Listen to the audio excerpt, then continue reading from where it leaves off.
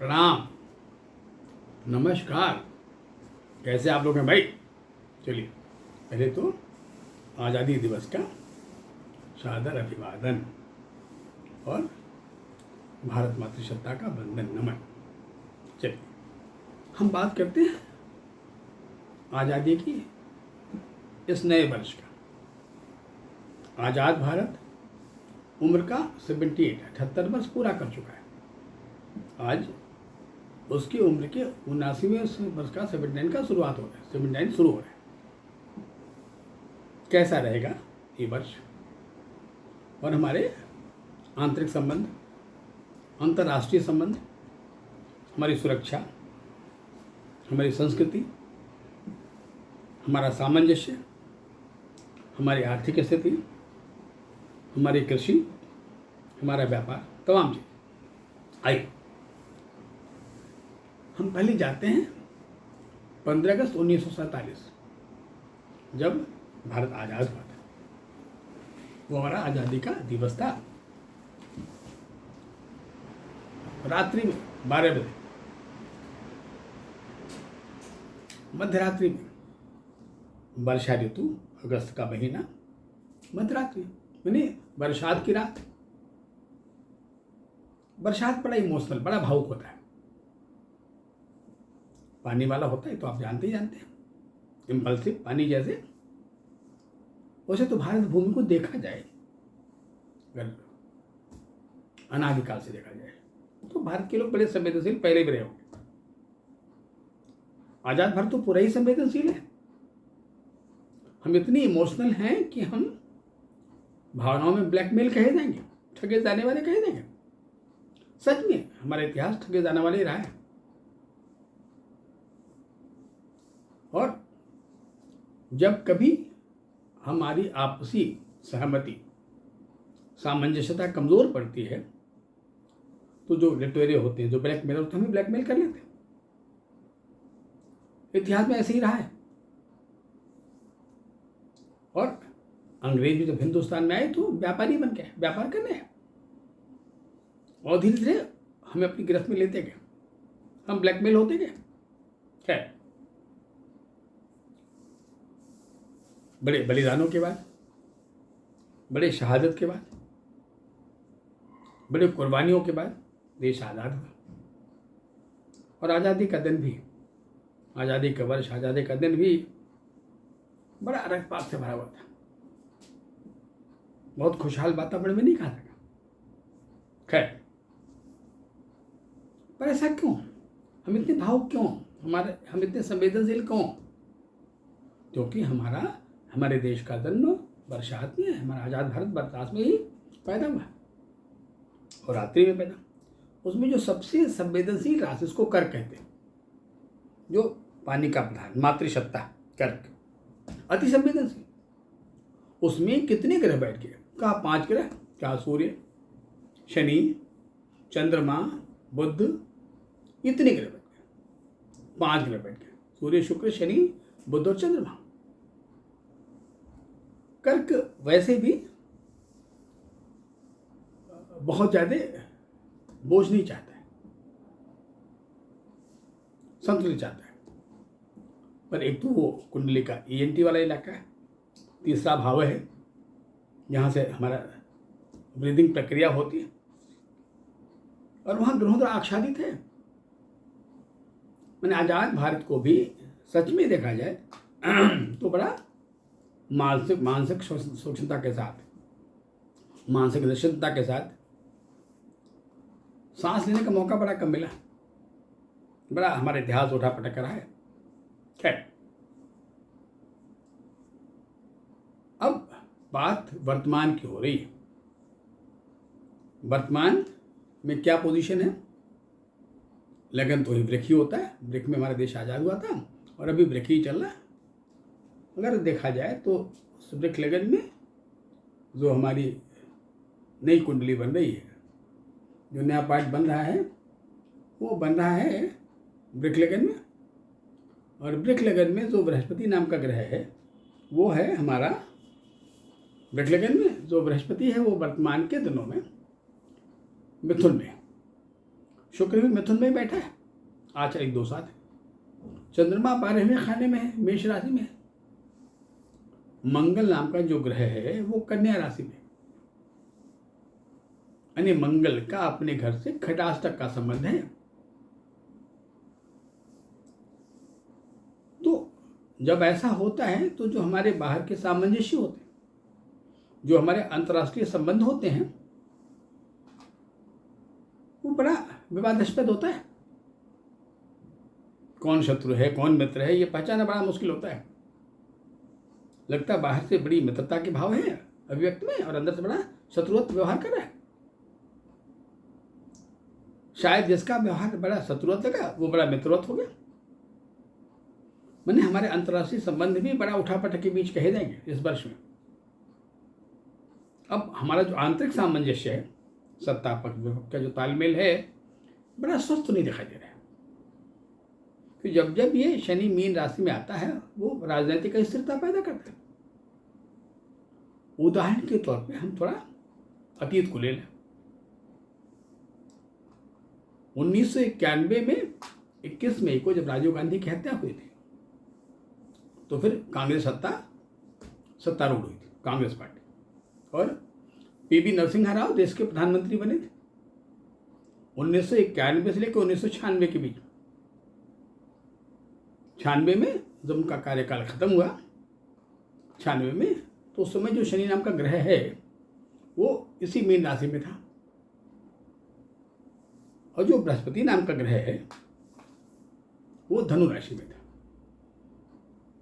अभी जो शनि है वो मीन राशि में है, और जो बृहस्पति है वो मिथुन राशि में, बिल्कुल 9 के सामने। खैर, अब 96 से लेके 1999 तक भारत बड़े राजनीतिक अस्थिरता से गुजर रहा था। उतने दिनों में 2-3 बार चुनाव हो गए थे। अटल जी की गवर्नमेंट बनते बनते गड़बड़ जाता था, कभी एक ओर से गड़बड़। खैर, अंततः 1999 में अटल जी देश के प्रधानमंत्री बने। तब तक वो शनि नाम का जो ग्रह था, जो मीन चल रहा था ना, तब तक वो निकल के मेष में आ चुका था। आई बात। उसके बाद खैर स्थिर रहा, चला, लेकिन वो मीन बड़ा अस्थिर करता है। उसी मीन में शनि आ चुका है। बृहस्पति नाम का जो प्लैनेट है वो वर्तमान मिथुन में है। मिथुन भी एक 2 स्वभावी राशि है और मीन भी 2 स्वभावी राशि है। जब दोनों समानांतर राशियों में होते हैं तो बड़ा परिवर्तन होता है। या तो समान राशि में हो, समान प्रति राशियां हो।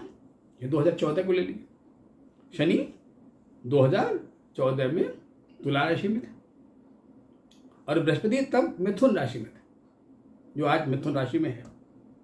मिथुन ने प्रवेश किया अभी मई के महीने में। सत्ता का परिवर्तन हुआ था, उसमें कांग्रेस की गवर्नमेंट हारी थी और भाजपा सत्ता में आई थी, और हमारे वर्तमान प्रधानमंत्री मोदी जी देश के प्राइम मिनिस्टर बने थे। अब वर्तमान के दिनों में कहीं ऐसा न हो जाए कि हमारी सत्तारूढ़ सरकार अस्थिर हो जाए या बड़ा उठापटक शुरू हो जाए, विरोध इतना घिनौना हो जाए, इतना निचले स्तर पे आ जाए कि शायद भारत की राजनीतिक संस्कृति की जो मर्यादा होती है वो बड़ा तार कहीं ना हो जाए। आरोप प्रत्यारोप उसी भी देखा जाए ना। मैंने कहा ना कि हम भारतीय लोग बड़े इमोशनल, बड़े भावुक हैं, भावों बह जाने वाले। हम ठगे जाते हैं, हमेशा ठगे जाते हैं, ठगे गए हैं, ठगे जाते हैं। और अगर भारत का इतिहास भी देखा जाए, आज़ादी के बाद देख लीजिए, यहाँ हम भावनाओं में ही, ब्लैकमेलिंग में ही ठगे गए हैं। याद करिए, जनवरी 1948, आज़ादी के ठीक अभी 1 वर्ष भी पूरा नहीं हुआ था। राष्ट्रपिता महात्मा गांधी एक भारतीय युवक ने उनकी हत्या कर दी, पर वो हत्यारा बन के नहीं गया। वो हत्यारा था लेकिन एक बड़ा छद्मवेश में, कि छद्मवेश में आया, पहले पैर छुआ, अब पैर छू रहा है। कौन उम्मीद करता था कि जान मारना है, पर कहीं वो छद्मता थी। खैर, आप 84 को ले लीजिए, 31 अक्टूबर 84 को ले लीजिए, याद करिए, इंदिरा जी की हत्या उनके बॉडीगार्ड ने किया, उनके शैडोज ने किया, जो रोज साथ रहते थे। एक लंबा साथ था, क्या उम्मीद है रक्षा करने वाले ही जान ले लेंगे?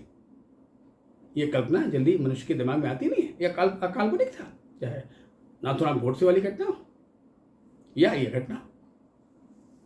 आप 1991 ले लीजिए, 91 ले लीजिए, क्या पता था कि राजीव गांधी को की हत्या एक ऐसे महिला द्वारा होगा जो माला पहनाने आएगी, कि हाथों में माला है और अंदर से बम के बेल्ट पहनेंगे। सही बात। तो हम ब्लैकमेल हुए हैं, छत में कॉन्स्पिरेसीज होती नहीं है, षड्यंत्र चलते रहे। खैर, ये तो मैंने समझाने के लिए बात कह दी। खैर, हम बात करते हैं वर्तमान वाले वर्ष की। तो मैंने कहा जो देश की राजनीति वो बड़ा उठापटक कही जाए, देश की आर्थिक व्यवस्था भी बड़ा करवटे बदलेगा, कभी कुछ बेहतर होता ना, कभी बड़ा खराब होता।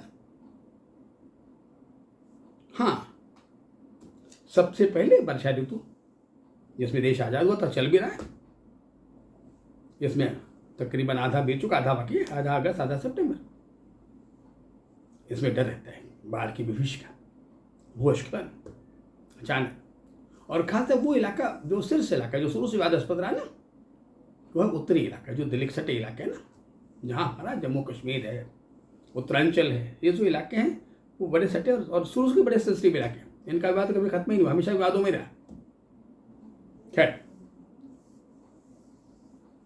दूसरी, मंगल नाम का ग्रह जब कमजोर होता है, तो वर्षा ऋतु है, और मंगल का नाम का जो ग्रह है वो कन्या राशि में, शनि मीन में है और कमजोर भी है, क्योंकि अभी वक्री है, यानी उसके अंश धीरे धीरे कम होते जा रहे हैं, कम होते ही जाएंगे नवंबर तक, वो फिर 1-2 अंशों में आ जाएगा। शनि राजनीतिक स्थिरता का मालिक है, शनि देश की स्थिरता का भी मालिक है। तो अभी से लेकर तब तक का जो समय बड़ा सेंसिटिव काल है। इतना ही नहीं, क्रमशः चलती हुई अगर मैं देखूं 2026 को मैं ले लूं, जब मई का एंड आएगा, मई का महीना आएगा, तो फिर बृहस्पति नाम का जो ग्रह है वो कर्क में चला जाएगा। तब तक मीन का जो शनि बड़ा मैच्योर हो चुका होगा और अपने अधिक अंशों में जाकर उस समय उसका नक्षत्र उत्तरा भाद्रपद होगा, जो बृहस्पति का ही नक्षत्र होता है। तो कहीं अगले वर्ष का भी जो उत्तरार्ध होगा इस वर्ष का, मैंने वो जो मई जून से लेकर के जो अगस्त के बीच का समय, वो भी बड़ा सेंसिटिव काल है।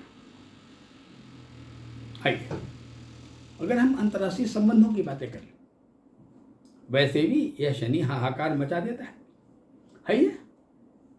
सिंगापुर में पिछले दिनों था, इजराइल को ले लीजिए, रशिया को ले लीजिए, आसपास के देशों को ले लीजिए, तुर्किस्तान को ले लीजिए, कितना अशांत काल है, कितना भयावह काल है। खैर, तो ये वर्ष एक इलाही वर्ष कहा जाएगा, लेकिन हमारी जड़ें बहुत मजबूत हैं। जीवन के कितनी भी कठिनता आ जाए, प्रकृति के कितने उपद्रवों को झेलते हुए हमारी भारतीयता कभी नष्ट नहीं होती, हमारी संस्कृति कभी नष्ट नहीं होती, हमारा देवत्व कभी नष्ट नहीं होता। लोगों ने ठगा और हमने कहा अतिथि देवो भव। लोगों ने छद्मवेश किया, हमने कहा नहीं वस्तु कुटुंबकम। हमारे सूत्र, हमारे सिद्धांत हमेशा आदर्शवादी रहे हैं। सचमुच अगर संपूर्ण धारा को देखा जाए तो कहीं एक अच्छी मानवता कहीं पैदा होती, तो शायद सबसे पहले भारत भूमि को कहा जाए। पूरी वसुंधरा ऐसा नहीं कि खाली है, मानवता नहीं है, इंसानियत नहीं है, नेकनीति नहीं है, लेकिन सबसे उत्तम उत्कृष्ट भारत भूमि कही जाए। हम बड़े सौभाग्यशाली हैं कि हम इस भारत माता की संतान हैं, पर हमें उस भारत माता की गरिमा की रक्षा करना बहुत जरूरी है। ऐसा नहीं कोई माँ अपने पुत्रों से बड़ी दुखी होता है कि वो मेरे पुत्र थे जिन्होंने मेरे लिए कुर्बान कर दिया, अपने आप को शहादत दे दी, और एक दूसरे मेरे पुत्र हैं जो अपने स्वार्थ की लड़ाई लड़ रहे। है। इस आज़ादी दिवस की आप सबको बधाई, और बातें करेंगे अगले एपिसोड में। तब तक के लिए नमस्कार, प्रणाम।